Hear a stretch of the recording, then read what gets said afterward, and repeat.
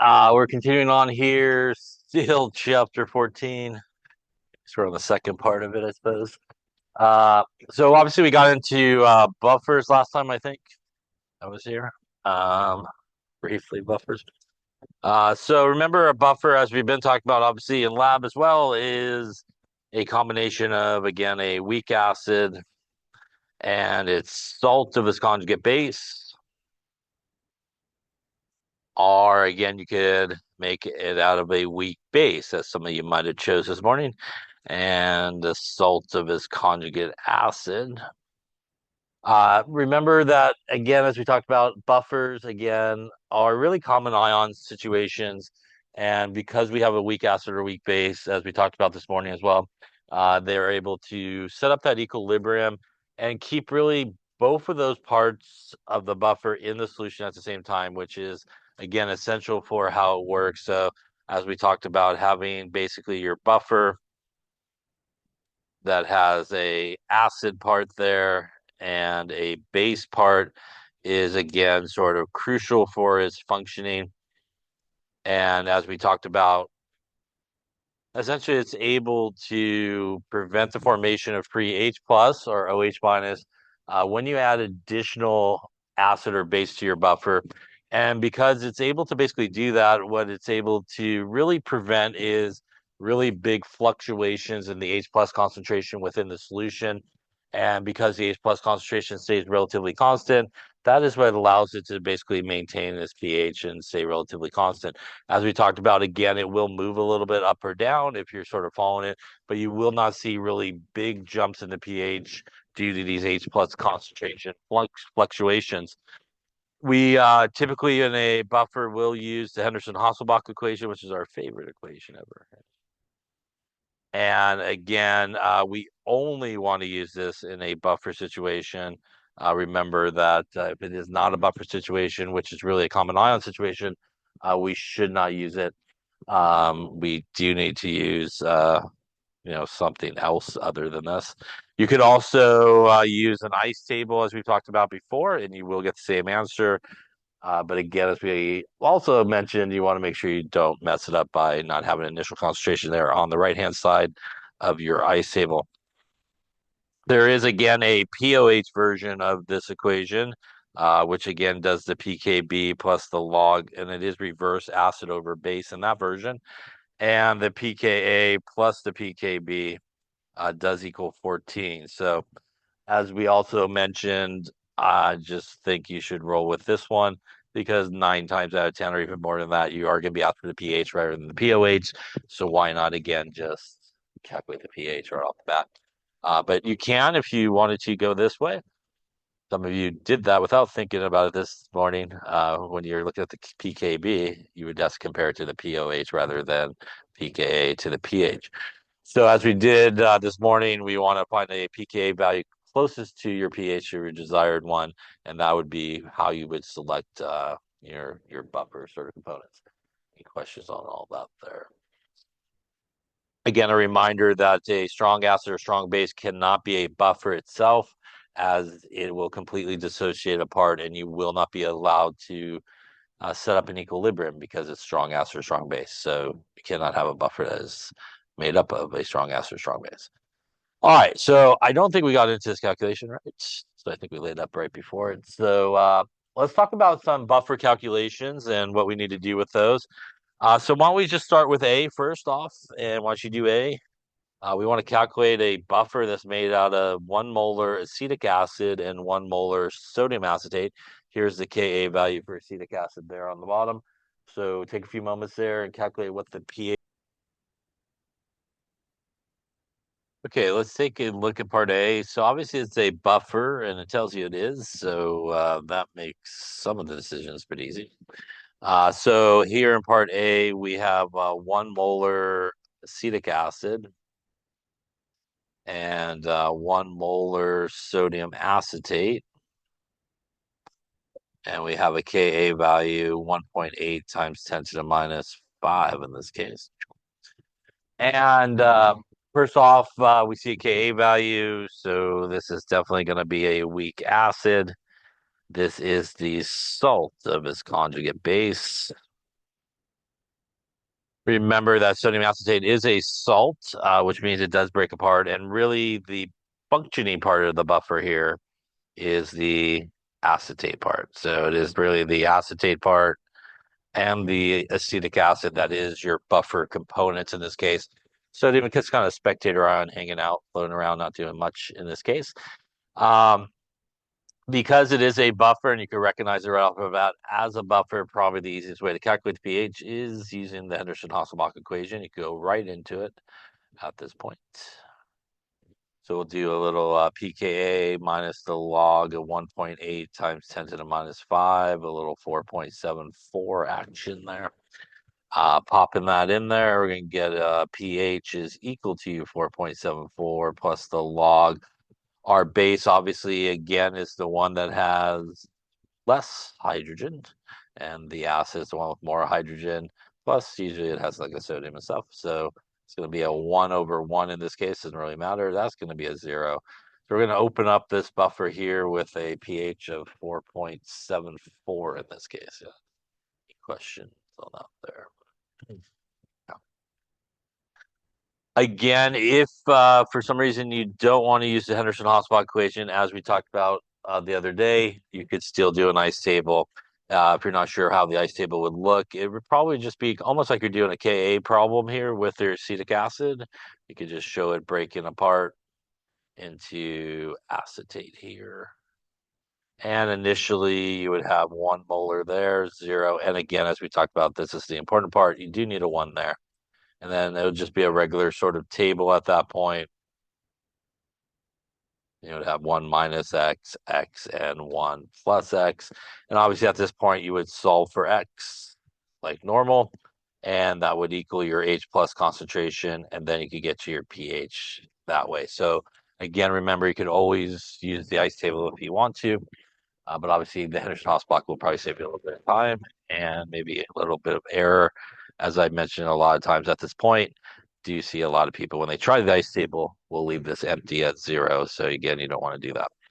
All right, so then let's talk about then what happens in part B. In part B, we're going to take this buffer and we're going to add zero 0.1 molar hydrochloric acid to it. And only this problem here, we're just going to kind of keep everybody's volume at 1 liter. Normally, that's not the case. Normally, you have to take into account everybody's sort of volumes. But just for the sake of this calculation here, we're just going to assume that everybody's volume just remains basically at 1 liter. So the first really important part of this calculation is this idea, which is if I have a buffer here and I take my bottle of acid and I add some volume into there, does the molarity stay the same if I do that? Does the molarity of everybody stay the same? It does not, right? Because molarity is moles of solute, liters of solution. So as you continue to add volume, your liters of solution continues to change and your molarity continues to change as well. One thing that does not change is the moles. And no matter what you do, as I said this morning, you only have so many moles of your buffer parts in there floating around, and you're going to add so many moles of whatever you're adding to it. So the moles don't change. So one of the important things when you do calculations like this, when you have a buffer that you're going to add some volume to, some acid or base to it, you do have to do an ice table to see what happens. But when you do that ice table, we will do it in moles rather than molarity. So you got to do it in moles rather than molarity. At the end of the ice table, you can then convert it back into molarity, which is really a good practice to do, and continue on with whatever you need to do at that point. So this happens a lot here in buffers when we're adding something to a buffer. It happens all the time when you're doing a titration, because in a titration, all you're doing is just continuously adding volume, right? So the molarity is continuously changing. So when we do titration calculations coming up shortly, moles is the way that we do it. So we do need to do an ice table here. It does need to be done in moles. And again, we just want to kind of convert back afterwards. So we'll take a look at part B. We're adding 0.1 molar,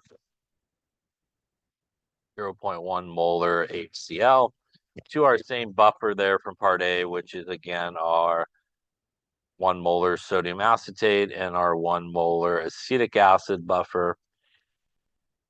And it has a Ka value still 1.8 times 10 to the minus 5. Again, in this particular problem, we're just going to again assume all the volumes stay constant at 1 liter. Again, that is not always the case. That's usually never the case. But just to kind of simplify some of the calculations here, for this example, we're going to assume that. So what does that mean? When I add the HCl to my buffer over here, so I got my buffer. When I add this HCl to the buffer, it should react with one part of my buffer. Which part of it should it react with? The acetic acid or the sodium acetate? Yeah, so right, this is our acid part of the buffer, our base part of the buffer. So when I add out, it go and react with our sodium acetate, which is the base part of the buffer, as we talked about earlier on how a buffer sort of functions. So that's going to give us our reaction of basically our hydrochloric acid will go find our base part of our buffer, which is our sodium acetate.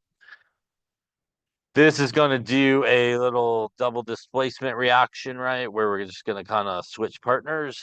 And as we talked about earlier, one of the things that you will always produce in a reaction of a buffer when you add acid or base to it is the other part of the buffer, right? So here we're going to produce some acetic acid and you will produce some sodium chloride on the double exchange there. As again, these guys basically switch partners. So at that point, we're going to do our ice table here. And again, we're going to do it in moles. So for my HCl, I basically going to assume I have 1 liter times my 0.1 moles per liter. That is going to give me 0.1 moles of HCl. So 0.1 moles of HCl. Again, for our sodium acetate here, we're going to assume we have 1 liter of our sodium acetate, and it has a molarity of 1 mole per liter. That's going to give me 1 mole of sodium acetate here. So we'll have 1 mole of sodium acetate here. Remember, we will also have 1 mole of acetic acid here, as that is part of the buffer and it's in the beaker to begin with. And it's also 1 liter. So basically the same calculation there for both parts of our buffer in this particular case. And we obviously will have 0 there for our sodium chloride. Again, just like it's important to have a number on this side when you're just doing what is the pH of your buffer, also really important to have obviously the number on this side, because if you don't, you're not doing a buffer problem, right? So you got to make sure you got that number. Now, because this is a buffer and because you are professional buffer makers at this point, what should happen here? Should the HCl get used up in this case? It should, right? And if it is a buffer, our HCl should get used up and prevent any H plus from being formed. So one of the differences in the ice table is normally we use X's to represent the change, but in this particular case, and usually it's the case when you're doing moles, you kind of know what the change is going to be. You know, in this case, the HCl in this case is really like the limiting reagent, right? You got less moles of it.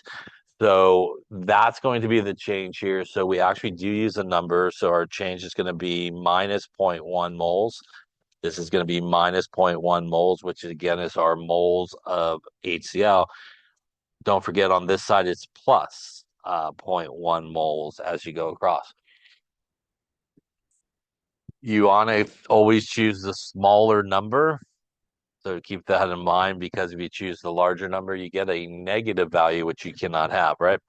I say keep that in mind because there will be a situation where you'll probably come across it and want to choose the larger number. Don't choose a large number. All right, that means at equilibrium here, my HCl should be gone. I will end up with obviously here maybe 0.9 moles of my sodium acetate.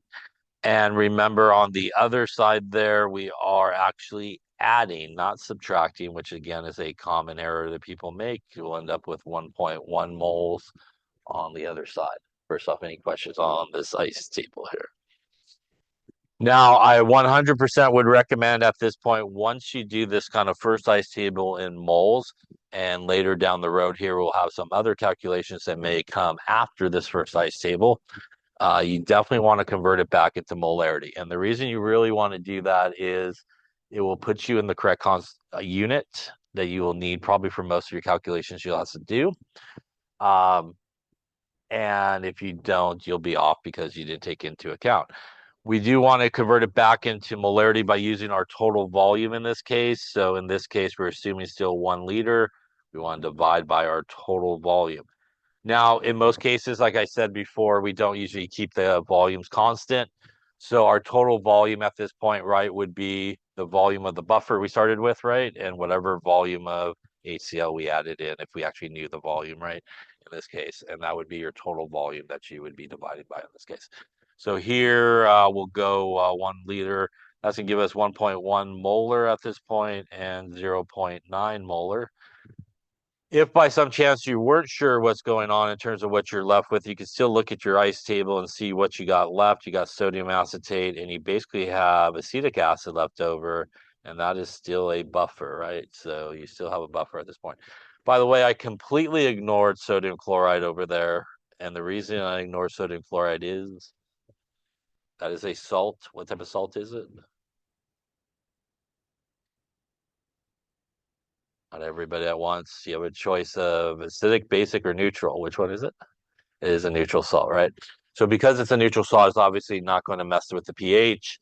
Perhaps no good reason to put numbers over there that you're going to try to use incorrectly along the way there. So again, we don't really need to use it for anything like that. Because it's a buffer, at this point, we could go right back into our Henderson-Hasselbalch equation and get our new pH. And here, that will still be the same pK values we had for part A. Plus the log of our base. Once again, we want to make sure we get our base, which is our sodium acetate in this case, up on top, and our acid there on the bottom. And we're going to get 0.9 divided by 1.1. We're going to take a log of it. Going to add it to 4.74. We're going to end up with a pH of 4.65 in this case. Yeah. There's not any questions on the calculation.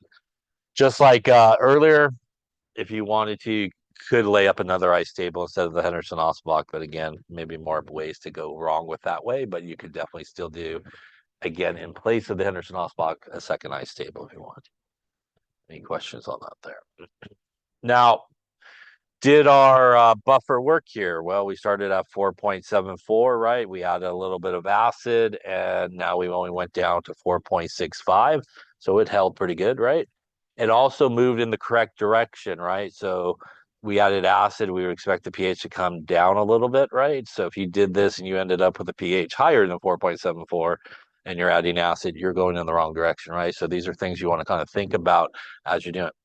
Now, like I said before, you do want to convert back into molarity here. Definitely a good idea always after that first ice table. Again, one place where it wouldn't really matter is if you did use the Henderson-Hasselbalch equation, as we talked about this morning, you could go in with moles into that equation. You'll get the same answer. But every other calculation, if you're not using the Henderson-Hasselbalch after that first ice table, you will need molarity. So again, just a good idea to kind of roll with it. Any questions on that there? Now, we talked a little bit about buffer capacity, and we could kind of use this to demonstrate that. So let's just go and maybe find some place here. I could write. I'll do it there. So let's just take the same setup here, and we had our HCl that we were adding to our buffer here, our sodium acetate. And we'll get our acetic acid, sodium chloride here. All right, so initially we had 1 mole of each of these. And let's just say, hypothetically speaking, you were supposed to grab the zero point 0.1 molar hydrochloric acid, but you grabbed like the 18 molar, figuring sounds pretty close to each other. And you grabbed the 18 molar and decided to put in there 1 liter of it. Not a great idea. That means that when we get there, we grab the wrong thing and we grab 18 moles of, say, HCl. Now, when I go to my change part, what's going to happen in this case? What will the change actually be in this case? Yeah, the change in this case is actually going to be your base part of your buffer. It's now going to be like the limiting reagent. You only have like 1 mole of sodium acetate to handle the HCl coming in, and you just dumped in there 18 moles of it, right? There's no way it's going to be able to handle it. So what's going to actually happen in this case is you're going to get a change of -1 all the way across. And you're going to end up with like 17 moles of your HCl. You're going to have none of that left over. You have your 1.1 mole here of your acetic acid. So at the end of this, do I still have a buffer left? I don't, right? Because I have basically two acids. I have a weak acid and I have a heck of a lot of hydrochloric acid, which is a strong acid at this point. You definitely just blew through your buffer, right? And now you're going to end up with a giant drop in the pH very, very far down because of that. So again, this is the idea of buffer capacity. And as you can see just from this demonstration of the ice table, again, as we talked about this morning, it is the moles of your buffer that you have available to react. So if you overwhelm those moles with acid or base, you're going to blow basically right through it. And it won't obviously act as a buffer at that point, and you'll see a pretty big change. Yeah.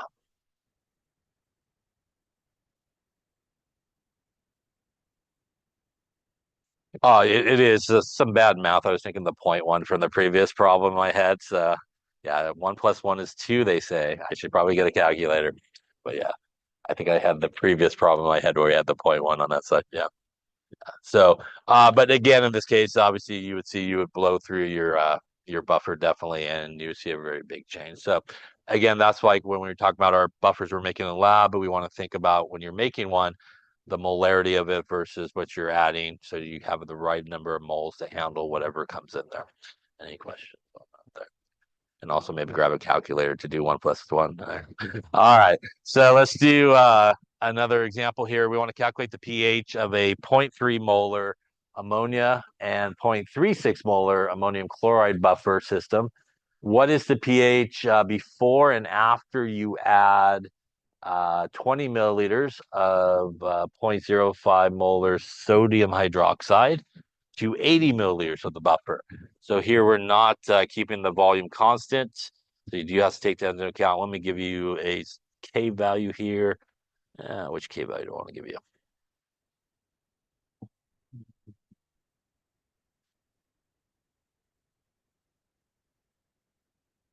Let's do